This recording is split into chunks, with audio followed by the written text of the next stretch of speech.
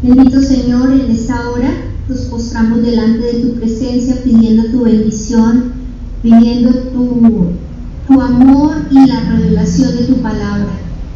Te pedimos en esta hora que durante todo este año, el tiempo que nos quede de vida, seamos dirigentes, podamos, Señor, dedicarnos a ti, conocer de tu palabra, fortalecernos y crecer espiritualmente, porque tú nos quieres fuertes, nos quieres en santidad, nos quieres llenos de ti, de tu Santo Espíritu, para poder ser merecedores de esa delicia de poder viajar contigo, Señor, a nuestro reino. Te pedimos en esta hora que te glorifiques y bendecimos a todos los que van a estar entrando. Te pedimos por sus necesidades, por su salud, por su trabajo, sus ingresos, por la vida espiritual de cada uno, también por los que están enfermos, por los que tienen tanta necesidad. Clamamos a ti, Señor, porque sin ti nada podemos hacer. Háblanos en esta noche, bendícenos con tu santa y fortalécenos. Gracias, Señor Jesucristo. Amén. Amén.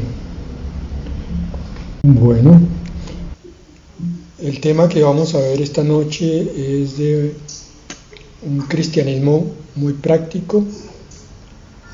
Son cosas que seguramente ya conocemos, pero que tenemos que repasar continuamente. El título es el de verdaderos hijos de Dios. Es un tema basado en varias cosas. Primero, les decía que este tema son verdades fundamentales que tenemos que tener en cuenta cada día en nuestro trato con los demás y principalísimamente en el entendimiento de cómo es que Dios quiere santificarnos. No vamos a ver nada complicado, ya lo dije, lo vuelvo a repetir, y nos vamos a basar en el concepto de lo que es un verdadero hijo de Dios. Vamos a mirar primero algunos versículos como introducción, 4 para ser exactos. Gálatas 3:26. Estos 4 versículos se van a enfocar en lo que es el Hijo de Dios. Gálatas 3:26 dice: pues todos sois hijos de Dios por la fe en Cristo Jesús. Obviamente, eso lo sabemos, ese todos se refiere a los creyentes, a los verdaderos creyentes. Nos explica ese versículo tan pequeño que cuando tenemos fe, confianza y fidelidad en Cristo, cuando Él es el centro de nuestra vida, el motor de nuestras acciones, el que nos da la vida espiritual, y por Él vamos dejando todas las cosas, entonces estamos actuando en fe y somos tomados como hijos de Dios. Como a veces digo, hay ciertas frases o palabras que usamos en la vida cristiana y que se van convirtiendo en una repetición y con el tiempo va perdiendo el sentido. Una de esas frases es esta, la de hijos de Dios. Recuerden ustedes que en el Evangelio de Juan, en el capítulo 1, se aclara que no todas las criaturas del mundo son hijos de Dios, sino aquellos que creyeron en Él y lo recibieron. Entonces, hay 2 categorías en el mundo. La de los incrédulos, que son simples criaturas de Dios. Dios los cuida, los alimenta, los viste, pero hasta ahí llega todo, esperando que ellos busquen a su Salvador.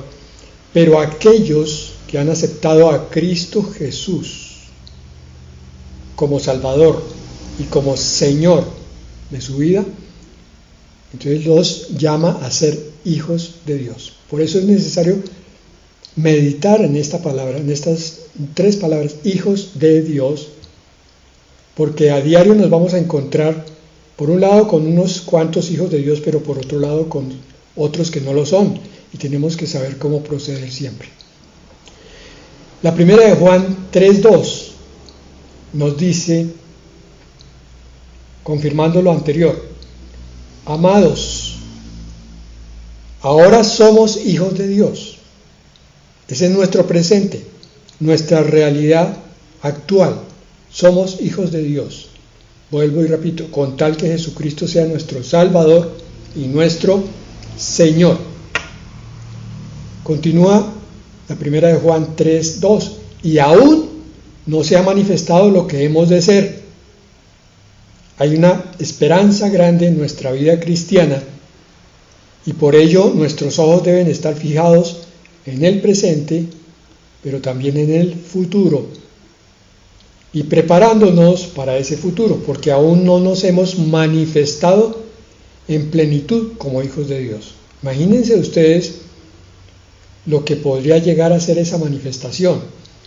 Aquí nos explica qué es, pero sabemos que cuando Él se manifieste, y se refiere al Salvador, seremos semejantes a Él.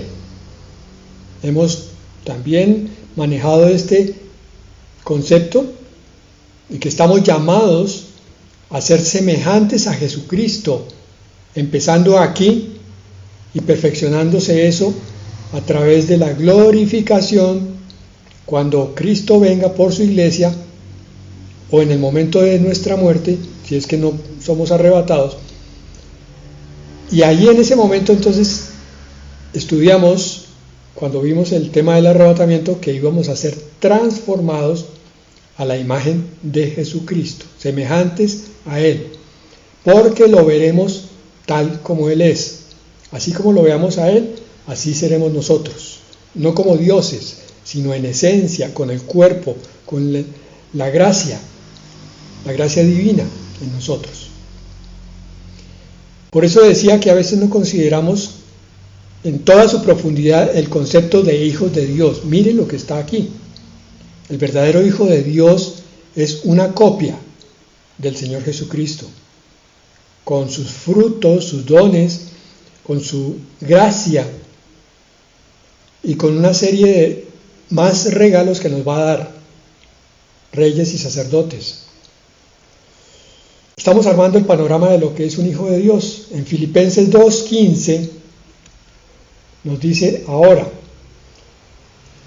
¿qué es lo que nos va a hablar este versículo? Que como tenemos semejante honor, semejante gracia derramada sobre nosotros, pues a mayor honor, mayor responsabilidad. Por tanto, Filipenses 2:15 empieza a decirnos, para que seáis irreprensibles y sencillos, hijos de Dios, sin mancha, en medio de una generación maligna y perversa, en medio de la cual resplandecéis como luminares del mundo. Aquí nos está definiendo, ya la esencia estaba formada en el anterior versículo de 1 de Juan 3:2, ahora nos dice cuáles son las características externas, es decir, que se manifiestan desde el interior en el verdadero Hijo de Dios. Primero, irreprensibles, porque el verdadero cristiano está luchando continuamente contra el pecado, buscando el poder de Dios transformador y limpiador. Y sencillos, o sea, en vez de complicar nuestra vida cristiana, la vamos volviendo cada vez más fácil de vivir, porque nos estamos acercando a la fuente del poder para que esa vida ocurra. Esto no le cabe en la cabeza a un incrédulo, no sabe cómo vivir la vida cristiana. El incrédulo piensa que es cuestión de obligación, que todo el cristianismo consiste en obligarse a ir a culto, en obligarse a ofrendar, a diezmar, en obligarse a oír un sermón y después en obligarse a no decir malas palabras, no decir mentiras. Eso no es así. Es una vivencia tan cercana entre el Padre y el verdadero Hijo de Dios, que la esencia divina se le transmite al Hijo y el poder completo para vivir esa vida también se da. Por eso dice, sin mancha en medio de una generación maligna y perversa. Este mundo está lleno de maldad, de iniquidad, de perversión. Lo vemos todos los días. El llamado nuestro es a salirnos de entre ellos, a no ser como ellos, a través de la obra del Espíritu Santo, esa transformación de esa nueva criatura que va creciendo continuamente, que se va santificando, para que se llegue a este punto, seamos irreprensibles y sin mancha. Obviamente el 100% de eso no se va a dar aquí, pero se va a ver en el verdadero Hijo de Dios ese deseo de purificarse cada vez más, de ser limpiado. Primera de Juan 3:10, la última palabra de la introducción que estamos viendo, lo que es ser hijos de Dios. En esto se manifiestan los hijos de Dios y los hijos del diablo. Todo aquel que no hace justicia y que no ama a su hermano, no es de Dios. Miren lo extraordinario de este versículo. Aquí no nos está hablando de nada teológico, no nos está diciendo el cristiano se sabe de memoria la Biblia, el cristiano ha hecho 30 cursos bíblicos, el cristiano está continuamente metido dentro de una iglesia. Nada de eso. Nos dice, miren la diferencia entre la generación maligna y perversa. Ellos son los que hacen injusticia y no aman a su hermano. Son egoístas. Pero el verdadero Hijo de Dios todo lo hace en justicia, correctamente, como lo haría el Señor Jesucristo si estuviera aquí en este mundo. Dice la verdad, habla con honestidad, habla con sinceridad, procura no ofender, y eso es lo que vamos a ver de aquí en adelante. Y amamos al hermano. Amar no es botarse, abrazar al hermano que entró a la iglesia y darle un beso y decir, hermano, Cristo lo ama. Sí, eso también, pero vamos a ver que el amor se manifiesta de muchísimas maneras. Y eso está claramente definido en la regla de oro, que es el primero de los puntos que vamos a ver. La regla de oro es, precisamente como lo define ese subtítulo, lo que guía, lo que manda la vida del verdadero Hijo de Dios. Está en Mateo 7:12.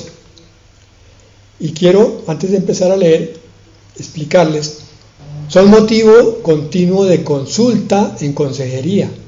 Viene la pareja y me dice, es que yo no sé qué hacer con mi esposo, dice ella, no sé qué hacer con mi esposa, dice él, no sé qué hacer con nuestros hijos, dicen ellos, o los hijos dicen, no sabemos qué hacer con nuestros padres, porque no conocen o olvidaron la regla de oro y los otros puntos que vamos a ver hoy.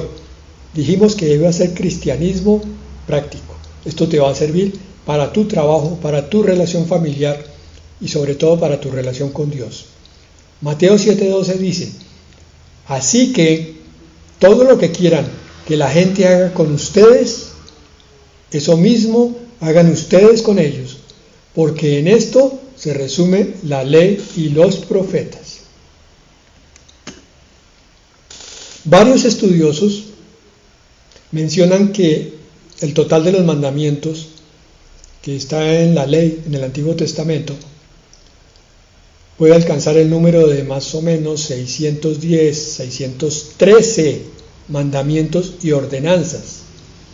¿Se alcanzan ustedes a imaginar semejante enormidad de cosas? La ley se basa primero en los 10 mandamientos y después en lo que Moisés desarrolló en el libro de Deuteronomio para dárselos a los israelitas de parte de Dios. 613 mandamientos y ordenanzas. Y se acaba la época de la ley cuando el Señor Jesucristo llega a este mundo y muere en la cruz, y antes de eso, Él, en una palabra, resume perfectamente esos 613 mandamientos diciendo lo que está en Mateo 7:12. Un resumen perfecto de la ley es: trata a los demás como quieras que ellos te traten a ti. Tan sencillo. Nuestra vida cristiana, nuestra vida espiritual. Pero miren cómo la complicamos nosotros con nuestros razonamientos absurdos. La palabra está escrita. Trata a los demás con la regla de oro.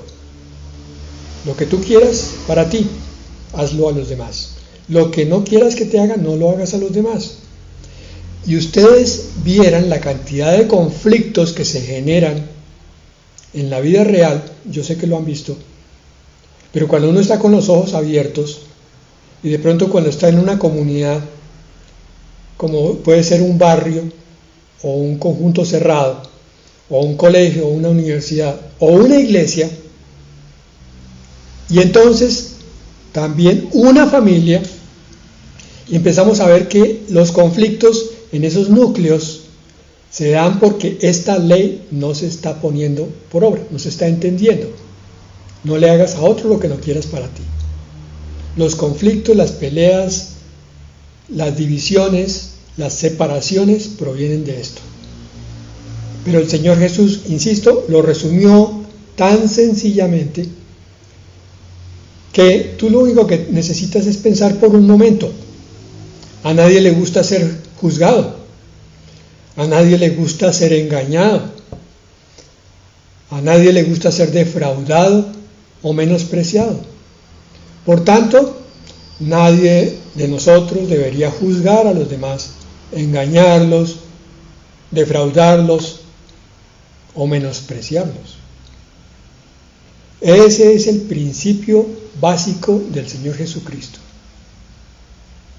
Él vuelve y lo retoma cuando dice: un gran mandamiento os doy, amarás al Señor tu Dios, a tu prójimo y a ti mismo. Ahí está toda la ley y los profetas resumidos también. Es el amor la esencia del cristianismo, la esencia del cumplimiento de la palabra de Dios. El amor es no un sentimiento, aunque también tiene ese componente, sino una decisión de trato. Yo decido cómo tratar a los que me rodean de una forma muy especial, conforme a como está escrito. Pero es que aunque entendamos intelectualmente o mentalmente que debemos tratar a los demás con respeto, con consideración, con paciencia, con amor, nos quedamos cortos en la vida práctica más veces de lo que quisiéramos admitir. Fallamos aún sin intención. Pero el Señor Jesucristo vino a morir a la cruz para que aquellos que creyeran en Él pudieran cumplir esta ley. Te lo dice a ti. La vida cristiana consiste primero en creer en un Salvador para que ese Salvador empiece a obrar en ti todos los días de la vida y te transforme a este paraíso. Imagínate tú una sociedad, un núcleo de personas, un grupo pequeño o grande que esté funcionando en base a esto, al respeto, la consideración, la paciencia, el amor. Va a ser un paraíso, va a ser algo deseable, es lo que quisiéramos que fuera nuestra familia. Pero por eso entonces es que el Señor nos recuerda que debemos buscarlo a Él para ser santificados. Solamente con el poder de Dios actuando en nuestra vida, solamente en sus fuerzas, es que podemos realmente tratar a los demás como nos gustaría que nos trataran a nosotros. Entonces, esta palabra nos está invitando detenidamente, primero en comprender cómo nos gustaría sentirnos tratados. Eso requiere meditación. Esto es un momento de quietud que tienes que tener tú. ¿Cómo te gusta que te hablen? ¿Cómo te gusta que te sirvan, que te abracen, que te ayuden, que te comprendan? Y después de esa primera fase tienes que pasar a la segunda. Lo que tú llegaste a comprender sobre lo que quieres de trato para ti, entonces ahora empiezas a colocarlo en los demás. ¿Y cuáles son los demás? Pues tienes que empezar por los más cercanos, por los que están en tu casa. Y después por los que te encuentras en tu vida cotidiana. ¿Quiénes son esas personas que agregan valor a tu vida, que te rodean? ¿Con quiénes puedes empezar ahora mismo a poner en práctica esta hermosa palabra? ¿Qué personas necesitan experimentar un trato bondadoso de tu parte? ¿Qué cosas puedes hacer hoy por esas personas? Quizás hay también cosas pequeñas que se pueden poner en práctica en base a esto. Una palabra, un mensaje o un acto de servicio. Es el momento de empezar en esto. Ese era el primer punto, la regla de oro. El segundo, que tiene que ver con esto, pensando en los demás. Hay una forma un poco folclórica de entender este concepto que también falla muchísimo. Cuando llega un grupo a consejería, uno se da cuenta, como ministro del Señor, que a las personas que están en el conflicto les está faltando entender al otro. Como se dice en la calle, folclóricamente, ponerse en los zapatos del otro. Y ese es un magnífico ejercicio también para empezar a mejorar el entorno en el cual vivimos. Hebreos 10:24 nos dice lo siguiente: preocupémonos los unos por los otros, a fin de estimularnos al amor y a las buenas obras. La palabra lo está diciendo todo. Hoy en día, muchísimas personas están viviendo vidas aceleradas. Y no solo eso, sino que están además centradas en sus necesidades, en lo que piensan, en lo que les importa y lo que les gusta. Es decir, en pocas palabras, están centradas en ellas mismas, en sí mismas, en su egoísmo y en su egolatría. Pero el Nuevo Testamento nos confronta una y otra vez con esta manera de vivir del egoísmo y nos anima a vivir de tal manera que tengamos presente a los demás, que nos pongamos en el lugar de los demás, en los zapatos de los demás. Aquí en este pasaje, como está en esta traducción, dice que debemos preocuparnos por los demás. Y esta es la base, la raíz del sentido del servicio. Yo no puedo servir a nadie si no trato de pensar un poco en qué es lo que necesita esa otra persona, cómo piensa, cómo siente, tratando de comprenderlo un poco. Sé que es absolutamente imposible ponerme completamente en el lugar de la otra persona, pero haciendo el deber voy a descubrir que voy a mejorar mucho mis relaciones interpersonales. Mira, tú tienes personas a tu alrededor que te necesitan. Por ejemplo, tu pareja, tus hijos, tus padres, si es que todavía están vivos, y otras personas fuera del núcleo familiar, tus amigos, tus vecinos, tus hermanos en la iglesia, en la congregación. Ellos te necesitan. En algún momento van a expresar esa necesidad.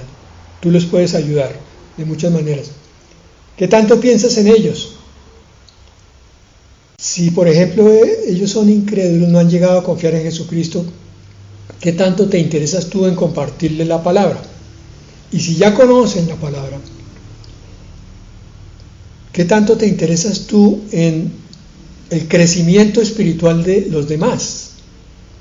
Si ves que alguien no está entendiendo la palabra, te acercas y se la explicas.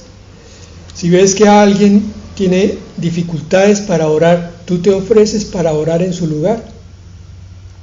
Si ves que alguien tiene que ir hasta la congregación, la iglesia, y no tiene forma de transportarse, tú te ofreces para acompañarlo. La gente hoy en día, y más con esta pandemia, está sedienta de amor, de cariño. Están lidiando con muchas cargas pesadas. Las enfermedades, las deudas, la opresión que puso todo este tiempo que ya lleva 2 años. Tú puedes ser su respuesta o la respuesta a sus oraciones. Tú puedes ser alguien que se preocupe por ellos y marque la diferencia en sus vidas con una palabra, con una acción, con una actitud. ¿Cómo? Por ejemplo, ya habíamos dicho, mándales un mensaje de texto o un mensaje de voz, llévales un plato de comida si es que están muy urgidos en sus necesidades, escúchalos con interés. Tú no sabes la cantidad de personas que quieren abrirse y volcar sus cargas y no hay quien los oiga. Pregúntales cómo están, invítalos a tu casa, ora por ellos, compárteles la palabra, visítalos si están enfermos en el hospital. Mientras estamos hablando, ¿a quién te ha mostrado Dios? ¿Qué persona cercana o lejana de ti ya te puso el Señor? Entonces toma la acción que corresponde con esa persona, aunque esté en la distancia. Mándale un mensaje. Y el tercer punto que vamos a mirar hoy, que alcanzamos, es que el cambio empieza por casa. Mateo 7, 4 al 5. Mire que una de las quejas más frecuentes que hay cuando llega el grupo a consejería, ya lo dije, es que el uno se queja del otro. Es que mire, pastor, es que él o ella no hacen esto conmigo, no me respetan, no me hablan, no me tienen consideración. Y el otro hace lo mismo. Yo siempre les digo también la misma cosa. Mire, yo no soy árbitro de boxeo de forma tal que aquí no vamos a hacer un memorial de agravios. Dejemos esas quejas que usted tiene contra la otra persona para más adelante a ver si continúan. Pero primero vamos a enfocarnos en lo que cada uno necesita crecer. Por eso el cambio empieza por casa. Mateo 7, 4 al 5 dice: ¿cómo puedes decirle a tu hermano, hermano, déjame sacarte la astilla del ojo, cuando tú mismo no te das cuenta de la viga que hay en el tuyo? Hipócrita, saca primero la viga de tu propio ojo y entonces verás con claridad para sacar la astilla del ojo de tu hermano. Tengan muy en cuenta este pasaje porque aquí hay varias cosas que hay que entender. Lo primero es que nosotros pensamos que nuestro papel en el mundo es cambiar a las personas. Los padres quieren cambiar a los hijos quieren cambiar a los padres, los maridos quieren cambiar a las esposas y ellas a su vez a ellos. Los vecinos quieren cambiar a los otros vecinos. Y todo el mundo trata de forzar al resto a que haga lo que a él le parece. Pensamos que tenemos esa misión divina de hacerles ver a los demás cuáles son sus faltas, sus defectos, especialmente a los más cercanos, los que están más cerca de nosotros. ¿Cómo es que ellos deben cambiar? Pero miren lo que la palabra nos dice.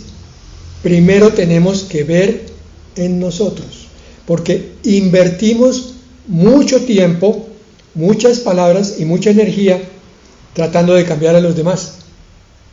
¿Y cuál es el resultado? Es muy frustrante y muy agotador. Que lo digan los consejeros de las iglesias.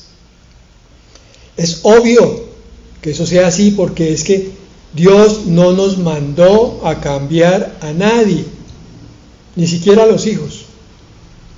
Solamente Él es el dueño de los corazones y Él es el que cambia corazones, porque Él creó esos corazones.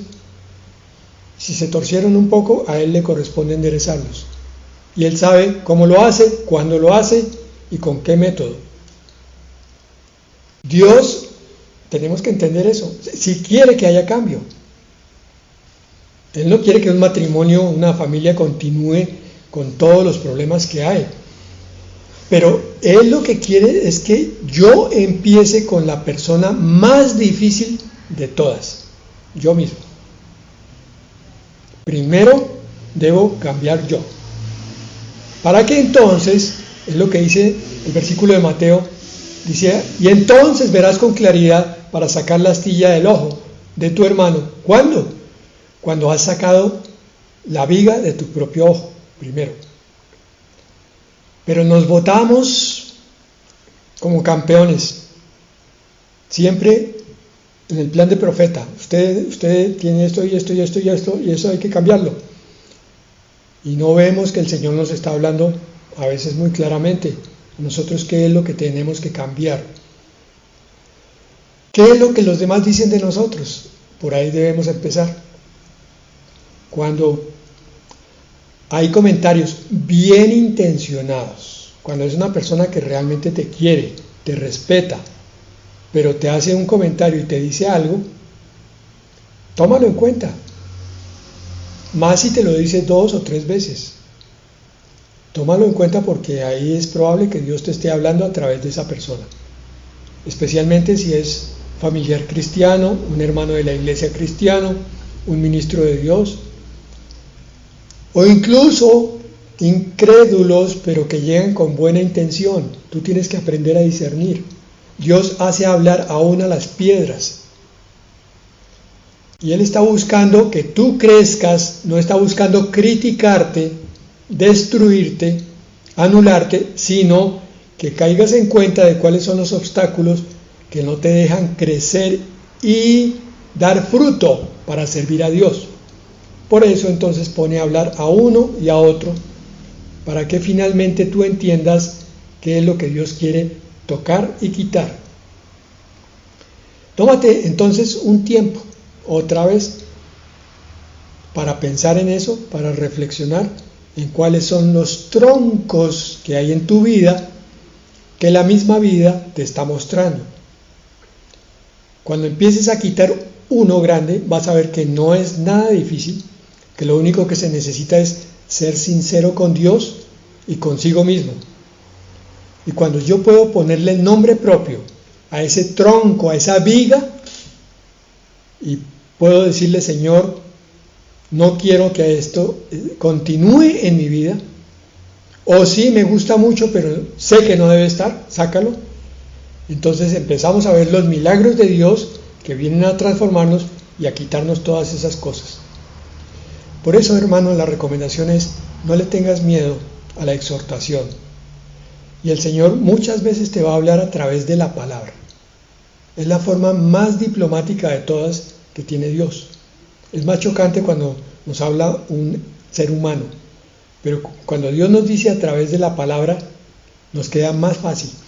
Lo que ocurre es que siempre vamos a tener la elección. ¿Quiero aprender esto teóricamente o necesito aprenderlo experiencialmente, a golpe y porrazo y de pronto hasta con sangre para que entre? Ese es el punto. Entonces, cuando yo no atiendo a la predicación de Dios, el Señor dice, bueno, perfecto, ya te mandé decir que era lo que necesitabas, ahora vas a salir de la congregación y te vas a enfrentar a la vida, y allí va a venir la misma enseñanza que yo te mandaba con la palabra, pero ahora es con golpe, con dolor, con vergüenza. Por eso el Señor lo hizo en el paraíso. Él le dijo a Adán y a Eva, no coman del árbol del conocimiento del bien y del mal. Entre comillas, Él les estaba diciendo, yo les voy a enseñar la teoría para que anden en pureza toda la existencia. ¿Pero qué hicieron Adán y Eva? No quisieron. Parece que es la eterna historia del ser humano. Entonces, no valora la enseñanza teórica de Dios, entonces tiene que enfrentarse al aprendizaje con sangre. Bueno, vamos a dejar por hoy ahí, pero vamos a orar. Sí, claro que sí.